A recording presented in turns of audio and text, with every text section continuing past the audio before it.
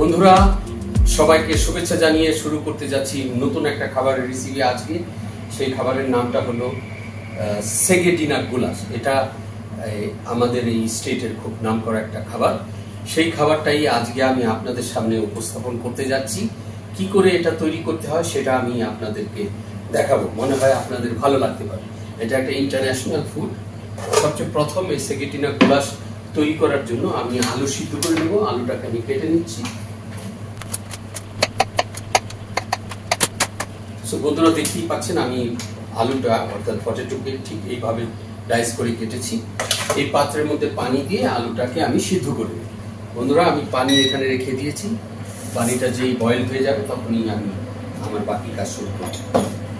তো সেগেটিনা গুলাশ তৈরি করার জন্য সবচেয়ে প্রথম আমি রেখেছি বাচ্চা গরুর মাংস অর্থাৎ কাল্ফ স্প্লাইস। এখানে 400 গ্রাম রয়েছে। পেঁয়াজ নিয়েছি 150 গ্রাম। রসুন কুচি নিয়েছি টেবিল স্পুনের 1 টেবিল স্পুন। পাপরিকা পাউডার নিয়েছি 2 টেবিল স্পুন।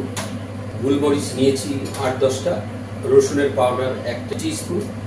গোলমরিচের পাউডার 1 টিস্পুন। তেজপাতা আমি নেব 4-5টা।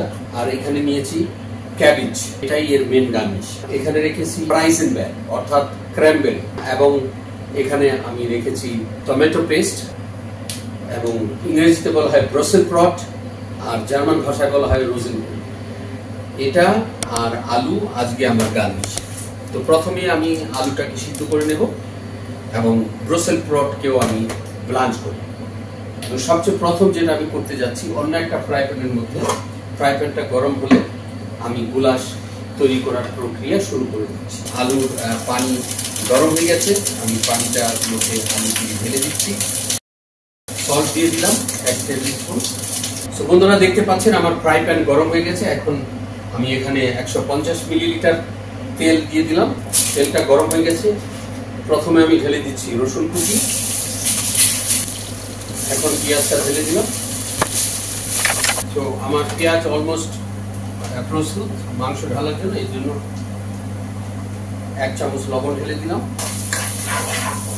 তেজপাতা এবং গোলমরিচ। এখন ঢেলে দিচ্ছি পাপরিকা পাউডার। এখন বন্ধুরা ঢেলে দিচ্ছি মাংস, এবং তার সাথে সাথে ব্ল্যাক পেপার, গার্লিক পাউডার।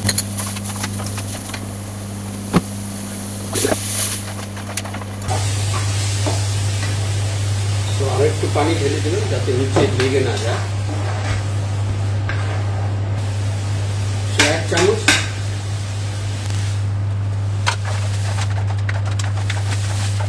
বন্ধুরা ঢেলে দিচ্ছি টমেটো বাটা।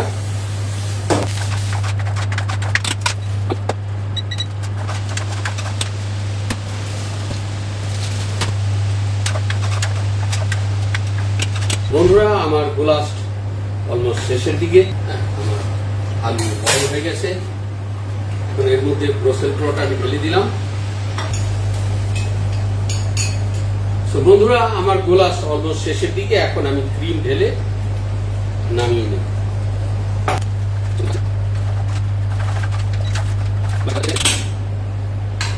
আমার গুলাশ পরিবেশনের জন্য প্রস্তুত হয়ে গেছে। এখন আমি একটা সুন্দর প্লেট তৈরি করে আপনাদের দেখাবো কি করে সাধারণত আমরা হোটেল ইন্ডাস্ট্রিতে গার্নিশ করে থাকি।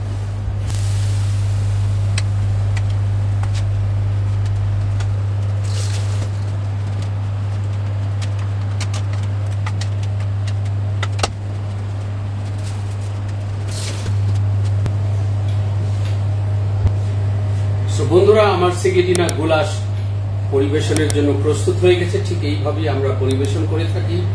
আবারও দেখা হবে নতুন কোনো রেসিপি নিয়ে। সেই পর্যন্ত সবাই ভালো থাকবেন এবং সুস্থ থাকবেন।